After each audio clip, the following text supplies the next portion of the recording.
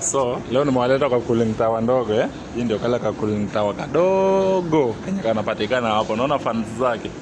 Fans zake si kubwa sana. Na nayo iko na sections Hapa kuna ile section ya kwanza iko pale, hapa pale niko ya pili, ya tatu na ya nne Unaona kila section na fan yake. Na hizo radiator zake ama sijui mnaziita aje. Sijaangalia exactly name ya hii kitu Hiyo radiator ni mimi nimeiwekea hiyo jina. Sijui kama inaitwa hivyo. Unaona paka iko na zinaitwa aje hizi vitu. Wala watazijua. Hizi. Hii si ile metal yenyewe. Inakaa ni pipe, Pipe ya hii type hii. Umecheki? Hiyo najua hakuna mwenye anaijua. Hiyo ni mimi peke yangu.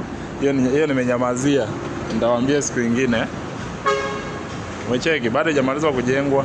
Unaona pale watu wa civil walikuwa wanaendelea kujenga pale, nafaa ipigwe plaster pale ikae vizuri, unaona. Lakini upande ya motors iko sawa So zile materials zenye mlikuwa mnaona nikishift hizo materials mimi nataka kutengeneza za kuenda pale juu. Pale juu hakuna ngazi ya kupanda, hakuna drillings. So hiyo ni kazi yangu, nafaa niziweke pale juu, unaona. So sasa hivi nimekuja site visit ama hii tunaita aje, room visit.